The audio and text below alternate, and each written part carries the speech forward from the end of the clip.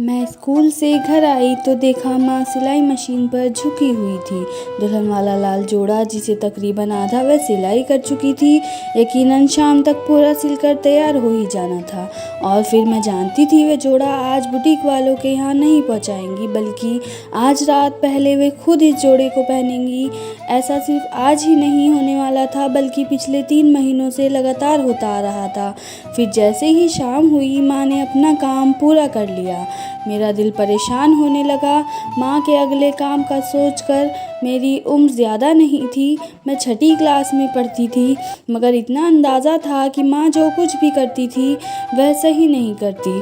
जैसे ही रात हुई, माँ ने मुझे आवाज़ देकर कहा, परी किचन में दोपहर का बचा हुआ खाना पड़ा है, खा लेना और मेरे कमरे की तरफ मत आना। मैं उनकी बात सुनकर चुपचाप किचन में चली गई और किचन की खिड़की से छुप कर देखा, माँ वह लाल जोड़ा उठाए स्टोर रूम में जा रही थी। फिर थोड़ी देर बाद वह स्टोर रूम से निकली तो वही जोड़ा पहने, घर सर पर घूंघट लिए हुए थी और किसी दुल्हन की तरह सज कर कदम उठाती अपने कमरे में चली गई। काफ़ी देर बाद मैं किचन से निकल आई और दबे पाँव उनके कमरे की तरफ बढ़ी। दरवाजे से कान लगाकर सुना, अंदर उनके रोने की आवाज़ आ रही थी। मैं दिल पर हाथ रखे खड़ी थी कि अचानक मुझे एक ख्याल आया कि क्यों न किसी तरह छुपकर देखने की कोशिश की जाए। खिड़की तो बंद थी, एक रोशनदान था जो ज़मीन से काफ़ी ऊंचाई पर था। बिना किसी ऊंची चीज़ पर चढ़कर इस तक नहीं पहुंचा जा सकता था। मैंने इधर उधर देखा, सहन के कोने में एक ऊंची चारपाई पड़ी थी। मैंने उठाई, इसको रोशनदान के नीचे खड़ा किया और आहिस्ता आहिस्ता कदम जमाकर ऊपर चढ़ने लगी। जैसे ही रोशनदान के करीब पहुंची और इसकी सलाखों पर हाथ जमाकर गर्दन ऊंची करके झांका तो दिल धक से रह गया। ऐसा लगा कोई बहुत बड़ा सा कोई साया कमरे में टहल रहा हो, मगर क्योंकि अंधेरे में कुछ दिखाई नहीं दे रहा था।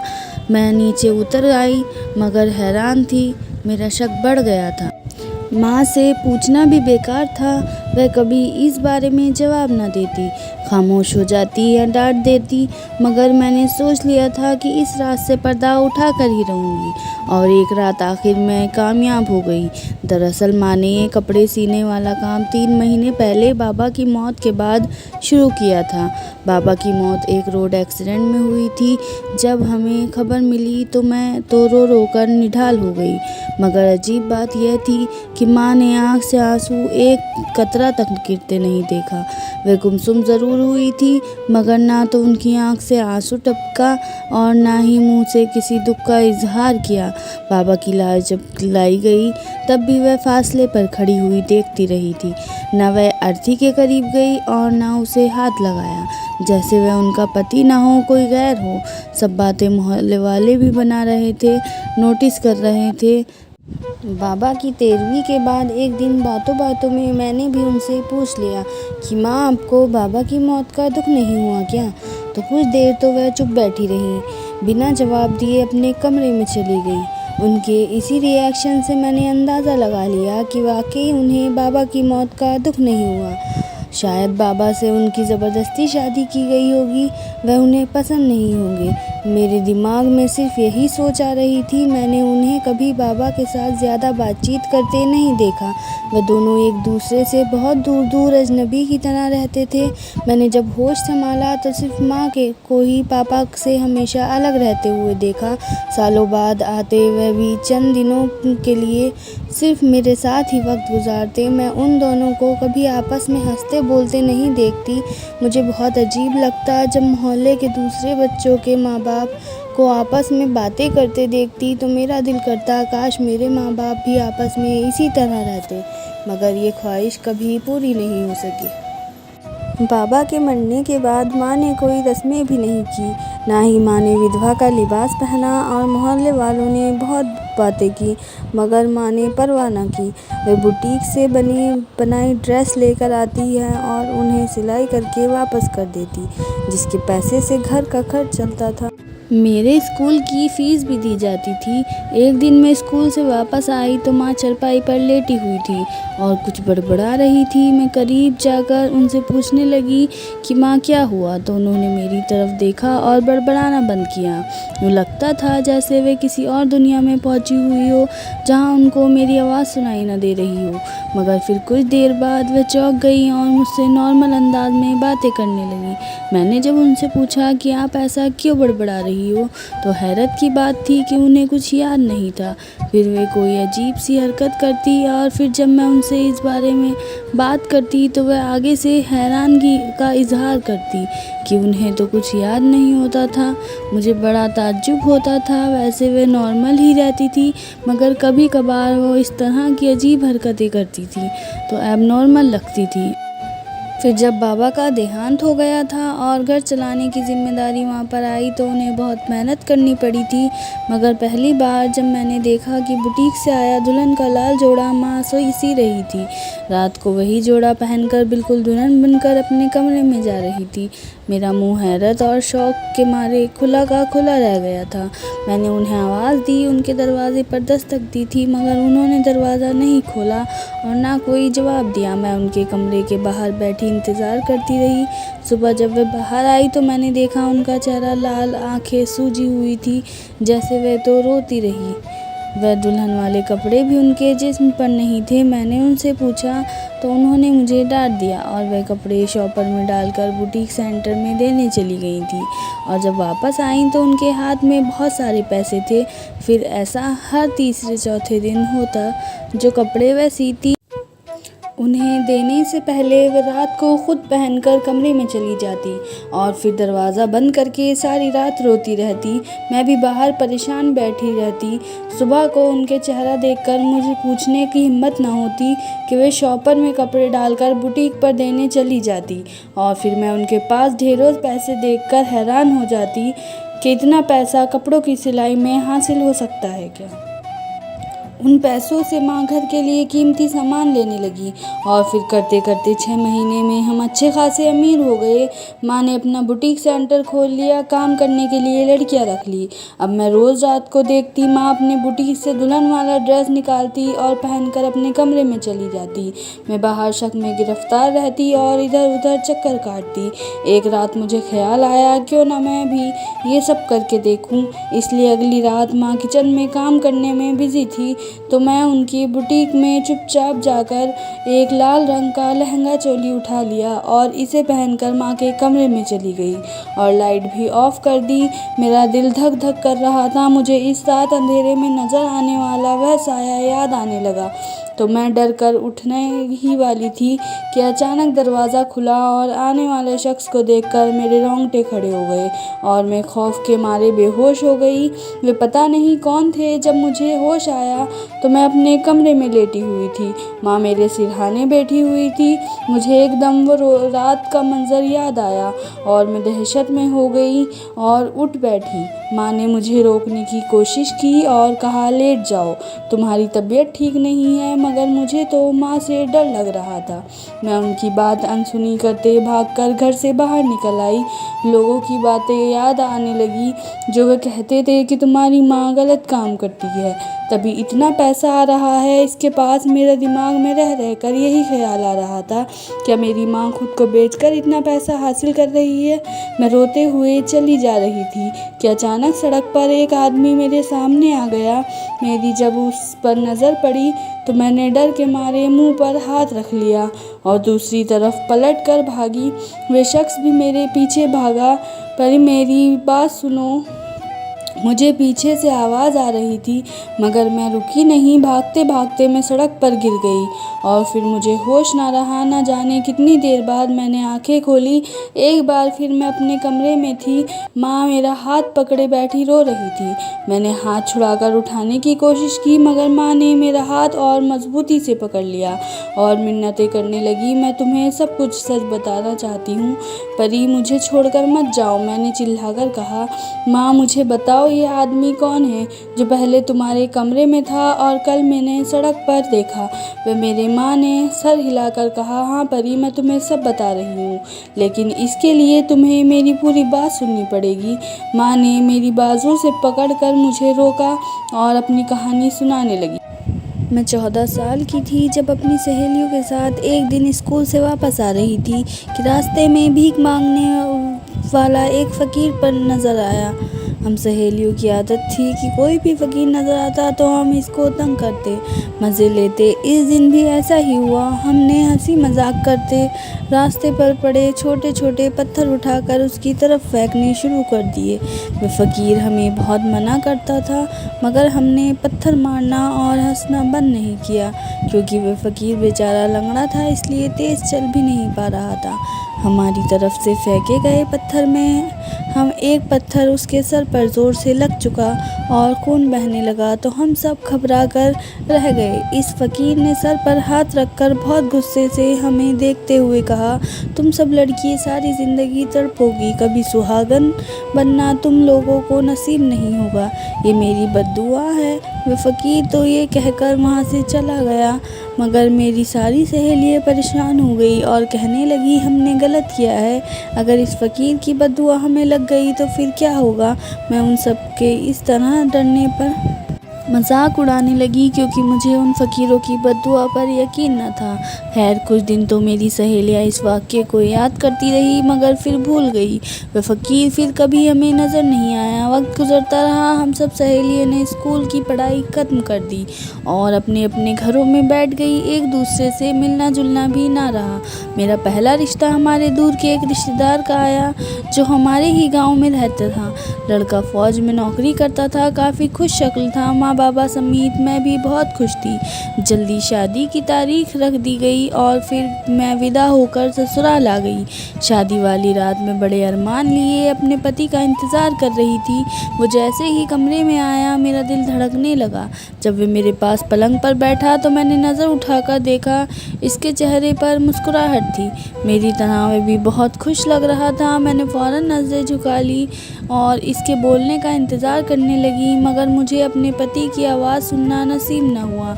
बैठे बैठे वो अचानक दिल पर हाथ रखकर पलंग पर गिर गया। मेरे तो हाथ पांव फूल गए। मैंने फ़ौरन चिल्लाना शुरू कर दिया। इसके घर वाले और घर में मौजूद मेहमान सब कमरे में इकट्ठे हो गए। डॉक्टर को बुला लिया गया, मगर मेरे पति मर गया था। पूरा गांव जवान मौत पर गमज़दा था। मेरी हालत बहुत ख़राब थी, मुझे दौरे पड़ने लगे थे। 12 साल इस गम में झेलकर कुछ वक्त बाद नॉर्मल हो गई, मगर ये वाक़ये कभी भूलते नहीं बनता था। माँ बाबा ने एक बार फिर मेरी शादी के लिए कोशिश शुरू कर दी और इस बार थोड़ी मुश्किल हुई रिश्ता मिलने में, जो कि विधवा थी। रिश्ता मिला, मगर लड़का कम पढ़ा हुआ था, किसी कारखाने में नौकरी करता था। शक्ल और सूरत भी नॉर्मल थी। मेरे माँ बाप ने इस रिश्ते को भी गनीमत समझा और दूसरी बार मेरी शादी तय कर दी। मगर इस बार मैं ना जाने क्यों डरी हुई थी, क्योंकि मेरे पहले पति के मरने पर नीलू अफसोस करने मेरे पास आई थी, तो उसने बातों बातों में कहा, मीना, ये कहीं उसी फ़कीर की बद्दुआ का असर तो नहीं है। नीलू भी हमारे साथ शामिल थी उस वक्त जब हमने उस फ़कीर का पत्थर फेंका। तो रीना की इस बात ने मेरा दिल दिमाग को झंझोड़ कर रख दिया था। कभी लगता था कि शायद उसी फ़कीर की बद्दुआ का असर होगा, मगर कभी सोचती नहीं ये महज एक इत्तेफाक भी तो हो सकता है। बहरहाल दूसरी बार मेरा दिल घबराया हुआ था, मगर इस बार भी वही हुआ। मेरा पति शादी के बाद जैसे ही कमरे में आया, फ़ौरन गिरकर तड़पने लगा। जब तक अस्पताल ले जाया गया तब तक वह मर चुका था। डॉक्टर इसके किसी भी मर्ज़ की जांच नहीं कर सके, मगर दूसरी बार के इस वाक़ये ने गांव में हलचल मचा दी थी।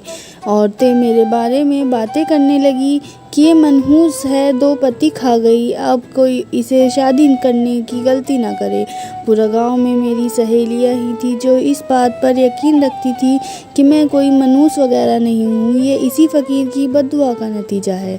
अजीब बात थी कि अभी तक किसी की सहेली की शादी नहीं हो सकी थी, क्योंकि किसी की कहीं बात ही नहीं बन पा रही थी, जबकि मैं 2 बार विधवा हो चुकी थी। दूसरी बार के बाद मुझे भी फ़कीर की इस बद्दुआ का यकीन हो गया था। मैंने रोते हुए माँ बाबा को ये बात बता दी। बाबा ने इस फ़कीर को ढूंढने की बहुत कोशिश की ताकि इससे माफ़ी मांगी जा सके, मगर वह नहीं मिला। मेरे लिए गांव में रिश्ते अब ख़त्म हो चुके थे। माँ बाबा ने तमाम जानने वालों की मिन्नतें की। वह मेरा रिश्ता स्वीकार करने के लिए तैयार थे, मगर सब डर कर पीछे हट गए थे। बाबा का एक दोस्त था जो फैमिली समेत किसी शहर में रहकर मजदूरी करता था। बाबा ने तमाम वाक़ये के बारे में उसे बताया तो उसने इसी लोगों की गलत सोच कहकर करार कर दी। अपने बेटे के लिए मेरा रिश्ता मांग लिया। बाबा माँ तो बहुत ही खुश हो गए, मगर मेरा बुरा हाल था। जो शादी के दिन करीब आ रहे थे, मेरी हालत ख़राब हो रही थी। माँ बाबा मुझे तसल्ली देते कि अब की बार ऐसा कुछ नहीं होगा, मगर मेरे दिल में वहम बैठ चुका था। मैं तीसरी बार तो दुल्हन बनी, मगर इस बार मेरी किस्मत में सुहागन रहना नहीं लिखा था। जब बारात शहर से गांव मुझे लेने आ रही थी तो दूल्हे की गाड़ी का एक्सीडेंट हो गया और दूल्हे की मौके पर ही मौत हो गई। माँ इस सदमे को बर्दाश्त न कर सकी। तीसरी बार बेटी के विधवा होने का गम उन्हें ले गया। बाबा भी सख्त दुखी थे। मेरी हालत तो पागलों जैसी थी, मगर बड़ी हिम्मत थी लड़के वालों की, जिन्होंने सब्र और हौसले के साथ न सिर्फ अपने जवान बेटे की मौत का गम सहा, बल्कि दूसरे की तरह मुझे ना तो मनहूस करार दिया, न मेरे माँ बाप को बुरा भला कहा, बल्कि उल्टा वो लोग मुझे और बाबा को संभाल रहे थे। उन्होंने ना सिर्फ संभाला बल्कि हमें शहर भी ले आए, क्योंकि गांव वालों की बातों की वजह से हमारे वहां रहना दुश्वार हो गया था। शहर में हम कुछ वक्त उनके साथ रहे, फिर बाबा ने किराए पर एक मकान ढूंढ लिया और एक जगह उन्हें नौकरी भी मिल गई थी। बाबा काम पर जाते, मैं सारा दिन घर में अकेली और उदास रहती। तो उन्होंने एक दिन कहा, मीना, मैं तुम्हारी किसी सिलाई कढ़ाई वाले सेंटर में दाखिला करवा देता हूँ। तुम्हारा टाइम भी पास हो जाएगा और डिप्रेशन भी कुछ कम हो जाएगा। मैं फ़ौरन बाबा की बात मान गई। हमारे घर से 10 मिनट की दूरी पर एक सिलाई कढ़ाई वाला सेंटर था। बाबा ने वहाँ मेरा दाखिला करवा और मैं रोज़ आने जाने लगी। आते जाते मैंने नोट किया, एक लड़का मेरा पीछा करता था। मैंने पहले तो नज़रअंदाज किया, मगर जब उसने मेरे रास्ते में आकर मुझे परेशान करना शुरू किया तो मैंने बाबा से उसकी शिकायत कर दी। बाबा इस लड़के को जांचने के इरादे से उसके पास गए तो उसने बाबा से कहा कि मैं आपकी बेटी से शादी करना चाहता हूँ। बाबा ने घर आकर मुझे बताया। मैं सुनकर परेशान हो गई और एक ज़िंदगी अपनी वजह से दांव पर नहीं लगा सकती थी। इसलिए बाबा की इजाज़त से मैं इस लड़के से मिली और इसको शुरू से लेकर आखिर तक सब बताया, मगर मेरी हैरत का कोई जवाब न रहा। जब उस सब कुछ सुनने के बावजूद भी उसने कहा कि वह मुझसे शादी करना चाहता है। मैंने और बाबा ने उसे समझाने की बहुत कोशिश की, मगर वह लड़का अपनी जिद से पीछे हटने को तैयार नहीं था। इसलिए मुझसे मिन्नतें की, अगर मैं शादी पर राज़ी नहीं हूँ तो पहले सिर्फ मंगनी करके देख लो। इसके मुताबिक ये मेरा वहम और लोग की गलतफहमी थी कि जो भी मुझसे शादी करता वह फिर मर जाता। वह इस वहम से मुझे आज़ाद करना चाहता था। इसकी लगातार की मिन्नतों से तंग आकर मैं मंगनी पर राज़ी हो गई थी, मगर साथ में साफ कह दिया था कि वह मुझसे शादी की उम्मीद ना रखे। अपनी वजह से एक और जान नहीं ले सकती। वह मान गया था और फिर हमारी मंगनी हो गई। मैं बहुत डर रही थी, मगर मंगनी के बाद कुछ ना हुआ। वह लड़का जो मेरा मंगेतर बन चुका था अब रोज़ाना हमारे घर आने लगा। उसका नाम वही था। मोहित की फैमिली में सिर्फ बड़ा भाई था जो शादीशुदा था, बाकी माँ बाप मर चुके थे। मोहित के भाई भाभी आए थे मंगनी पर। मंगनी के बाद जब इसका आना जाना बढ़ा तो हमारे दरमियान बहुत नज़दीकियाँ बढ़ती गई, जो आहिस्ता आहिस्ता मोहब्बत में बदल गई। मैंने बहुत कोशिश की, मगर खुद को मोहित से मोहब्बत करने से ना रोक सकी। हमारी मंगनी को 6 महीने हो चुके थे। इस वक्त मोहित और मैं एक दूसरे के इश्क में गिरफ्तार हो चुके थे। अचानक मोहित ने मुझसे शादी के लिए कहना शुरू कर दिया। उसका कहना था कि मंगनी के बाद जब ऐसा कुछ नहीं हुआ तो शादी के बाद भी कुछ नहीं होगा। ये मेरा सिर्फ वहम है, मगर मैं घबरा रही थी। दिल एक तरफ उसकी मोहब्बत में तड़प रहा था तो दूसरी तरफ उसे अपना से डर रहा था। मगर मोहित ने कोशिश करके जब बाबा को भी अपना हमनवा बना लिया तो मेरा दिल भी कुछ कुछ मानने लगा। और फिर एक दिन मैंने उससे शादी की। हमें भी भर ली। इस दिन मोहित बेतहाशा खुश था। मुझे बार बार एक ही बात कहता, मीना मेरी बहुत ख्वाहिश थी तुम्हें दुल्हन के लाल जोड़े में देखने की। अब मेरी वह ख्वाहिश पूरी होने जा रही है। मैं इसकी दीवानगी भरी बातें सुनकर हंस देती और दिल में दुआ करती, हे ऊपर वाले इस बार मेरा सुहाग सलामत रखना। हमारी शादी से एक दिन पहले मुझे गाँव से खबर मिली कि मेरी सहेली नीलू और काजल की शादी वाले दिन उनके पति मर गए और दोनों ने खुदकुशी कर ली। इस खबर से मैं चौंक उठी थी और सोचने लगी थी कि यह मैं क्या करने जा रही हूँ। मोहित जैसे इंसान जो मेरा इश्क है उसे मौत के मुंह में धकेलने जा रही हूँ। मैंने इसी वक्त मोहित से शादी करने से मना कर दिया। मोहित ने मुझे हर तरह से समझाने की कोशिश की, गुस्सा प्यार मिन्नतें सब कुछ किया, मगर मेरी ना हमें बदली कि वह चौखट पर बैठकर फूट फूट कर रोता रहा और एक ही बात कहता रहा, मेरी बहुत ख्वाहिश है तुम्हें दुल्हन के लाल जोड़े में देखने की। ऊपर वाले के वास्ते ऐसा मत करो। मगर मैंने दिल को पत्थर बनाए रखा। मुझसे मायूस होकर मोहित चला गया और कभी पलट कर नहीं आया। 3 महीने बाद एक दिन उसका भाई हमारे घर आया और अचानक ये हुआ कि 3 महीने हो गए मोहित कहीं चला गया है। मुझे और बाबा को बहुत शौक लगा था, मगर हम क्या कर सकते थे। मैं हर दुआ में गिड़गिड़ाकर मोहित की सलामती की दुआ मांगती कि इसे जहाँ भी रखना खुश रखना। 10 दिन बाद उसका बाप फिर हमारे घर आया। बहुत परेशान था। हाथ में एक पैदा हुई बच्ची थी। कहा कि इसकी बीवी की डिलीवरी होने पर इसकी बीवी का देहांत हो गया। इस बच्ची को संभालने वाला कोई नहीं, लिहाजा मोहित से रिश्ते के नाते मैं उसकी बेटी को संभाल लूँ। मैंने बच्ची को मोहित के भाई से ले लिया और उसकी परवरिश करने लगी। एक दिन बाबा भी चल बसे। मेरे पास सिर्फ बच्ची की थी। मैंने मोहित के भाई से कहा कि वह बच्ची हमेशा के लिए मुझे दे दे, तो उसने कहा, क्या मैं सारी ज़िंदगी बच्ची की केयर टेकर बनकर रह सकती हूँ? तो मैंने फ़ौरन हाँ कर दी थी। यूँ मैं मोहित के घर जाकर रहने लगी। मोहित की भाभी कहीं नौकरी करती थी, लिहाजा वह मोहित के भाई के साथ नहीं बल्कि किराए के मकान पर रहती थी, इसलिए घर कभी नहीं आई थी। जो उसके पति का घर था जहाँ सिर्फ मोहित रहता था। पहले मोहित के भाई ने मोहल्ले में मुझे अपनी बीवी की हैसियत से मिलवाया था, वरना अगर लोगों को हकीकत मालूम हो जाती तो कोई का भाई अपनी बेटी को मेरे हवाले करके कमाने के लिए चला गया, जहाँ से वे सालों बाद कभी कभार अपनी बेटी से मिलने आता। एक दिन मोहित के भाई के मरने की खबर मिली। मुझे उसके मरने का अफसोस तो हुआ, मगर इससे ज़्यादा फिक्र थी अब मैं खुद को और उसकी बेटी को कैसे पालूंगी। मगर सिलाई कढ़ाई तो मुझे आती थी, इसलिए यही काम शुरू कर दिया मैं। क्योंकि मोहित के भाई की बीवी नहीं थी, लिहाजा उसके मरने के बाद इसलिए मैंने सारी रस्में भी नहीं की थी।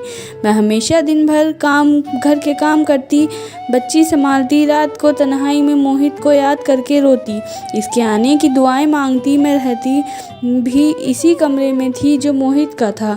एक रात गर्मी की वजह से मैं कमरे से बाहर सोई। सुबह जब कमरे में किसी काम जो भी था से गई तो ऐसा महसूस हुआ जैसे रात को यहाँ कोई आया था। शायद कमरे का एक छोटा सा दरवाजा था जो बाहरी गली की तरफ खुलता था। मिला जिससे यकीन हुआ था कि इस रात कमरे में मोहित ही आया था। 16 साल बाद इसके आने की निशानियां पाकर मैं पागल हो उठी थी। मोहित मुझसे बहुत नाराज़ और मायूस हो गया था। 16 साल से यही पछतावा मुझे चैन नहीं देने दे रहा था। मोहित की ख्वाहिश थी मुझे दुल्हन बने देखने की, इसलिए मैं हर रात लाल जोड़ा पहनकर इसके कमरे में बैठकर इसका इंतज़ार करती, मगर वह नहीं आया। उस रात के बाद मैं सारी रात रोती रहती। फिर वह एक बार आया, मगर बदकिस्मती से उस रात मेरी जगह तुम जाकर बैठ गई थी। तुम्हारी चीख सुनकर मैं जैसे कमरे में गई थी, तब मैंने उसकी एक झलक देखी जब वह कमरे से भाग रहा था। इतना कहकर माँ गहरे गहरे सांस लेने लगी, जैसे सांस लेने में मुश्किल हो रही हो। मेरी आंखों से आंसू गिरने लगे थे। माँ की दर्द भरी कहानी सुनकर मैंने रोते हुए पूछा, माँ वे बच्ची मैं ही हूँ ना, जिसको आपने पाला था? माँ ने रोते हुए मुझे गले लगा लिया और चूमने लगी। माँ की स्टोरी जानने के बाद मैं उनको जो इस दुनिया में दिन मुझे रोड पर मिले थे और मेरे बेहोश होने के बाद मुझे घर के दरवाजे पर छोड़ कर गए थे, मैं उन्हें ढूंढने निकल पड़ी। कुछ दिनों बाद मुझे वह एक मज़ार के बाहर बैठे हुए मिले, जिन्होंने 16 साल से माँ की मोहब्बत में दीवाने ही होकर फकीर बन गए थे। मैंने उनकी मिन्नतें करके उन दोनों की शादी करवा दी।